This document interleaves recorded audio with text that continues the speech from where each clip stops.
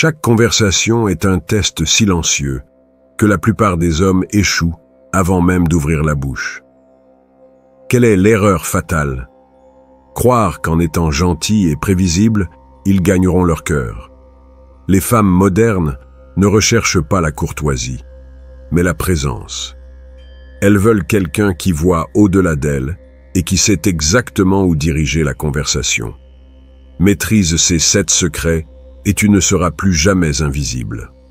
Alors, aime cette vidéo si c'est le genre de contenu qui t'intéresse. Passons à l'essentiel. Maintenant que tu comprends que chaque mot que tu dis est évalué en quelques secondes, laisse-moi te montrer exactement ce que recherche son esprit quand elle t'écoute parler. Ce n'est pas de l'information qu'elle recherche, mais une direction. Ce n'est pas du divertissement, mais un leadership émotionnel. Et c'est ici que la plupart des hommes se heurtent à un mur invisible. Le premier changement.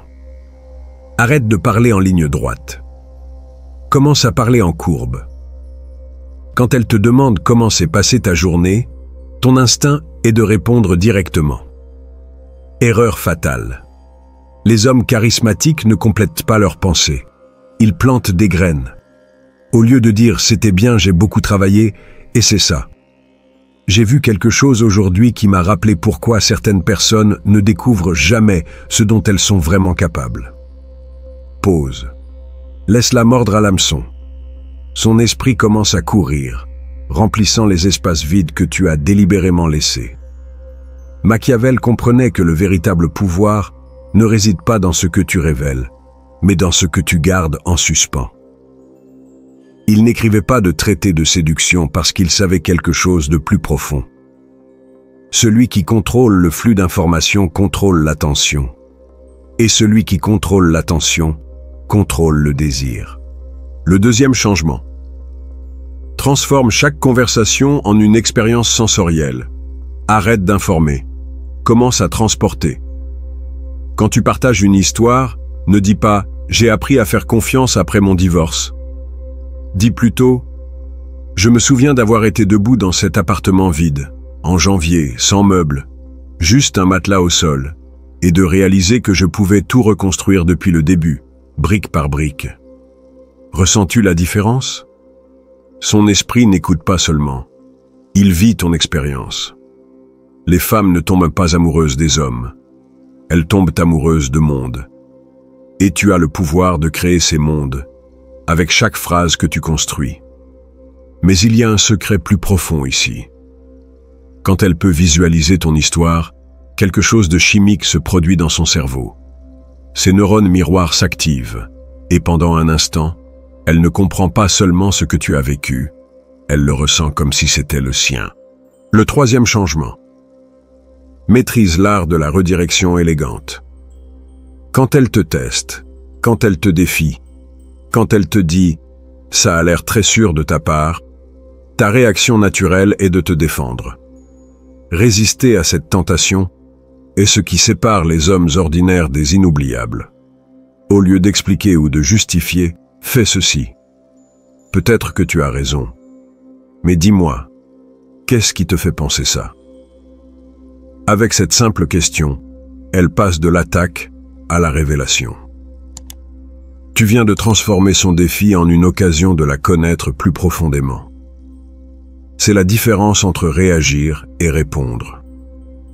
Les hommes réactifs perdent le contrôle du cadre.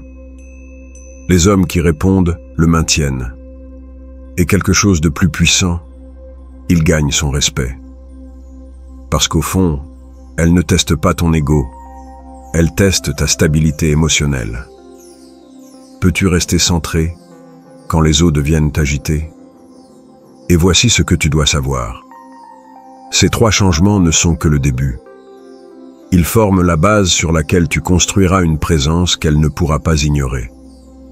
Mais les changements les plus puissants, ceux qui altèrent vraiment la chimie entre vous, viennent ensuite. Si tu sens que ces idées commencent à changer ta perspective sur les conversations, si tu reconnais qu'il y a une science derrière l'attraction que personne ne t'a jamais enseignée, alors reste avec moi sur cette chaîne. Les hommes qui comprennent ces principes ne sont pas la majorité, mais ce sont ceux que les femmes se rappellent. ceux qui font la différence. Ceux qui n'ont pas besoin de supplier pour obtenir de l'attention, parce qu'ils l'attirent naturellement. Parce que ce qui vient après ces 3 premiers changements va te surprendre. Je vais te montrer comment construire des films mentaux qui la hanteront même lorsque tu n'es pas présent, et le pouvoir silencieux qui la pousse à remplir chaque pause que tu crées. Mais cela, nous le garderons pour plus tard. Ces 3 premiers changements que tu viens d'apprendre sont la préparation du terrain. Maintenant, vient l'architecture réelle du désir. Parce qu'il y a une différence entre capter son attention et construire quelque chose dans son esprit qui la maintiendra éveillée en pensant à toi quand elle sera seule, en se brossant les dents ou en conduisant vers le travail. Le 4e changement. Ne raconte pas d'histoire. Construis des films mentaux. La différence entre un homme qui informe et un homme qui fascine réside dans les détails sensoriels. Quand elle ferme les yeux et se rappelle ta conversation, peut-elle voir, sentir, goûter ce que tu lui as raconté? La plupart des hommes parlent comme s'ils lisaient un rapport. J'ai eu une relation difficile qui m'a beaucoup appris. Cela ne crée pas des films, cela engendre des bâillements. Maintenant, écoute ceci. Il y avait un café au coin de ma vieille maison, où elle et moi allions chaque dimanche. Le propriétaire nous connaissait déjà. Il nous réservait toujours la table près de la fenêtre. Un jour, je suis arrivé seul, et quand le propriétaire m'a demandé où elle était, je n'ai pas su quoi répondre. Je suis resté là, regardant cette chaise vide, et j'ai compris que certaines leçons, on ne les apprend que lorsqu'elles font mal au cœur. Ressens-tu la différence? Son esprit n'a pas seulement traité l'information, il a vécu une scène complète, a vu le café, a ressenti l'inconfort du silence, a expérimenté cette compréhension douloureuse mais nécessaire. Quand tu construis des films mentaux, tu ne communiques pas seulement des expériences, tu les transfères. Ce principe fonctionne parce que tu actives quelque chose de profond dans sa psychologie, la capacité d'empathiser non seulement avec ce que tu as dit, mais avec ce que tu as ressenti. Et voici le véritable pouvoir. Quand elle peut ressentir tes émotions à travers tes mots, elle commence à associer ces émotions à toi. Elle devient accro à l'intensité émotionnelle que seul toi peux lui donner. Le 5e changement. Maîtrise le silence stratégique. Dans un monde saturé de bruit constant, de notifications et de conversations superficielles qui remplissent chaque seconde de silence, l'homme qui peut créer des pauses significatives a un pouvoir presque hypnotique. Mais ce n'est pas juste rester silencieux. C'est savoir exactement quand arrêter de parler pour qu'elle ait besoin de combler ce vide. Voici la technique. Après avoir dit quelque chose d'intriguant, arrête-toi. N'explique pas davantage. N'ajoute pas de détails. Ne tente pas de remplir le silence par nervosité. Laisse la tension croître. Son esprit essaiera automatiquement de compléter ce que tu n'as pas dit. Et dans ce processus, elle investit plus dans la conversation qu'elle ne le ferait si tu lui donnais tout sur un plateau. Par exemple, après lui avoir parlé de ce café vide, n'ajoute pas « et c'est pourquoi j'apprécie maintenant plus les relations ». Regarde-la simplement, souris légèrement et change de sujet ou pose-lui une question à son sujet. Cette histoire résonnera dans son esprit et elle remplira elle-même les espaces vides avec sa propre interprétation de ce que cela signifiait pour toi. Machiavel savait qu'en politique, comme dans les relations humaines, ce qui n'est pas dit a souvent plus de pouvoir que ce qui est dit explicitement. Il comprenait que lorsque tu laisses les gens arriver à leurs propres conclusions, ces conclusions semblent plus vraies, plus personnelles, plus leurs.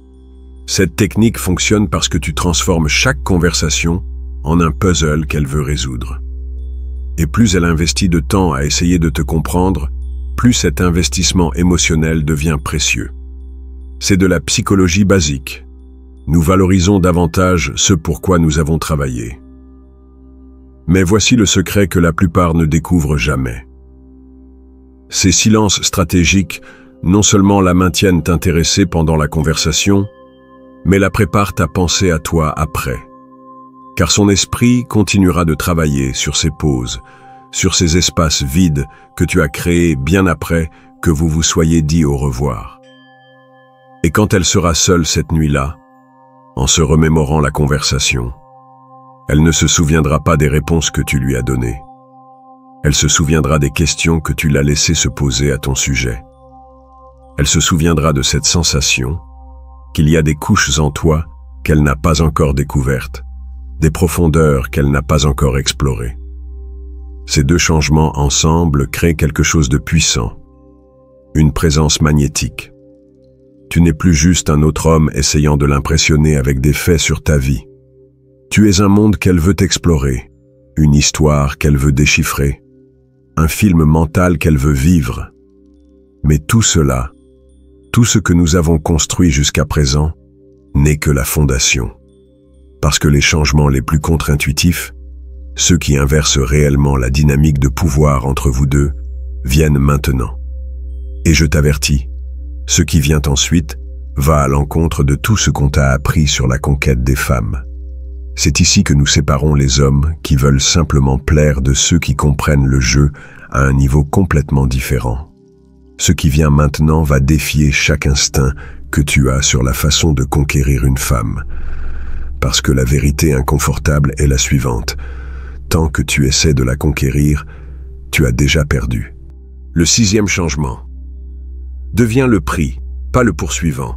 Chaque fois que tu lui dis « tu es belle » sans qu'elle l'ait mérité, chaque fois que tu réponds immédiatement à ses messages, chaque fois que tu changes tes plans pour t'adapter aux siens, tu lui envoies un message clair. Tu es plus précieuse que moi. Et son esprit subconscient enregistre cette information et agit en conséquence. Voici l'investissement. Au lieu de la valider constamment, crée en elle le besoin de ta validation. Ne lui dis pas à quel point elle est incroyable. Fais-la se demander si tu la trouves incroyable. Quand elle partage quelque chose de personnel, ne réponds pas avec « c'est intéressant » ou « tu es si intelligente ». Essaie ceci, avec un léger sourire, puis change de sujet ou pose-lui une question complètement différente. Son esprit se demandera immédiatement ce que tu as pensé de ce qu'elle a dit. L'a-t-il trouvé stupide, profond? Pourquoi n'a-t-il pas réagi comme je l'attendais? Et c'est là que commence la véritable obsession, car maintenant elle investit de l'énergie mentale à essayer de déchiffrer ton approbation. Ce n'est pas de la cruauté, c'est de la stratégie. Machiavel observait que dans les cours royales, ceux qui accordaient des faveurs trop facilement perdèrent de l'influence, tandis que ceux dont l'approbation était difficile à obtenir devenaient plus recherchés. Le principe reste le même. Ce qui est rare devient précieux. Le 7e changement. Élève son esprit, pas son ego. Voici où la plupart des hommes commettent l'erreur fatale. Ils essaient de lui faire ressentir du bien-être au lieu de l'inciter à penser différemment sur elle-même. La différence est révolutionnaire. Ne lui dis pas « tu es très mature pour ton âge ». Au lieu de cela, souligne une contradiction dans son propre récit.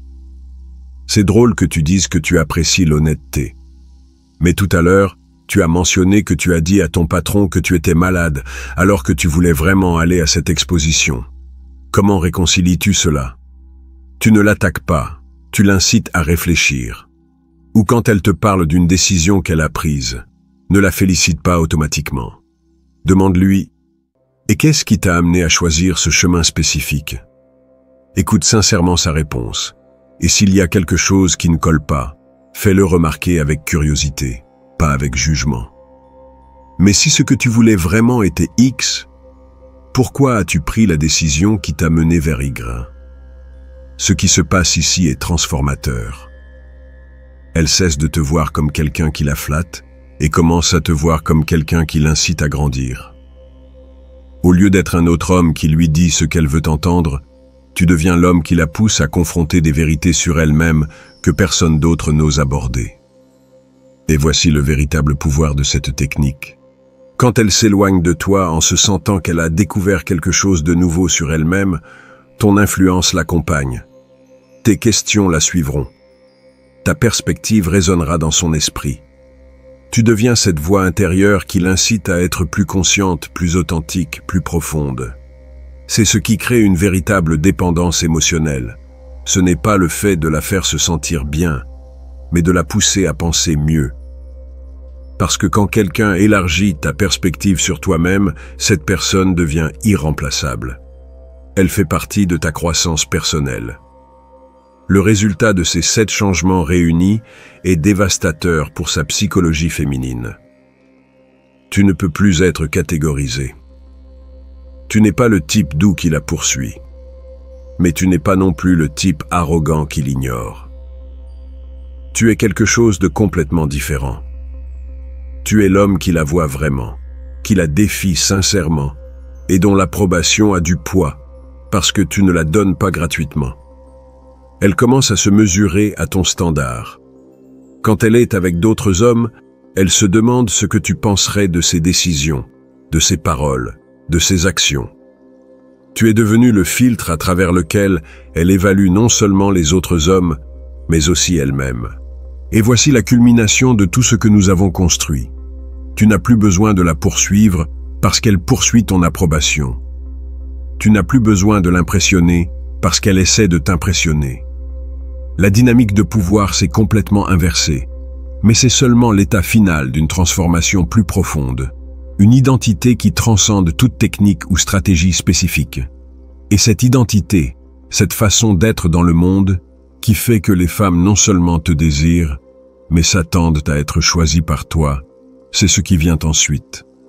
Quand tu maîtrises ces 7 changements, quelque chose de fondamental se transforme dans ta présence. Tu n'entres plus dans une pièce en espérant être accepté. Tu entres en sachant que ton énergie altérera la dynamique de l'espace. Tu ne commences plus des conversations en essayant de prouver ta valeur.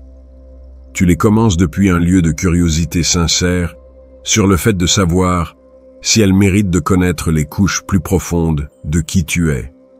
La transformation d'identité, de chercheur à sélectionneur. Voici la réalité, que la plupart des hommes ne comprennent jamais. Les femmes peuvent détecter la désespérance à des kilomètres à la ronde, peu importe à quel point tu penses être subtil. Si au fond de ton esprit, il existe cette voix qui dit « J'espère qu'elle aimera », elle le percevra dans ta posture, le rythme de ta voix, la façon dont tu réagis à ces tests. Mais lorsque tu intègres complètement ces principes, cette voix change. Elle se transforme en « Voyons s'il y a quelque chose de sincère ici ». Tu n'es plus en mode vente, tu es en mode évaluation. Et cette différence énergétique est ce qui sépare les hommes qui supplient pour de l'attention de ceux qui l'attirent naturellement. Observe comment ton langage corporel change lorsque tu n'as besoin de rien d'elle. Tes épaules se détendent, ta respiration devient plus profonde, tes mouvements plus délibérés. Tu parles plus lentement parce qu'il n'y a pas d'urgence à impressionner. Tu maintiens le contact visuel plus longtemps parce que tu n'as pas peur de ce qu'elle pourrait y voir. Le pouvoir de la présence sélective. Machiavel comprenait qu'en matière de gouvernance, ceux qui se montraient disponibles pour tous perdaient le respect, tandis que ceux dont l'attention était sélective généraient plus de loyauté et d'admiration. Ce principe s'applique directement à la dynamique entre hommes et femmes. Quand elle sent que ton intérêt pour elle n'est pas automatique, qu'il est basé sur quelque chose de plus profond que son apparence physique, quelque chose de puissant se produit dans sa psychologie. Elle se demande « Que voit-il en moi que les autres ne voient pas? Que dois-je faire pour maintenir son attention? Pourquoi son approbation se sent-elle si différente de celle des autres hommes? » Cela ne signifie pas être froid ou distant. Cela signifie être discernant. Quand elle dit quelque chose d'intelligent, vraiment intelligent, ton reconnaissance a du poids parce que tu ne le donnes pas par courtoisie. Quand elle montre une vulnérabilité authentique, ton attention complète se sent comme un cadeau parce que ce n'est pas ton état par défaut avec tout le monde. La différence entre attirant et inoubliable. Beaucoup d'hommes peuvent être attirants. Ils ont un bon physique, de l'argent, un statut social. Mais être inoubliable nécessite quelque chose de complètement différent. Cela nécessite qu'elle sente qu'avec toi, elle découvre des versions d'elle-même qu'elle ne savait pas qu'elles existaient. Que ta présence la pousse vers des territoires émotionnels et mentaux qu'elle n'a jamais explorés.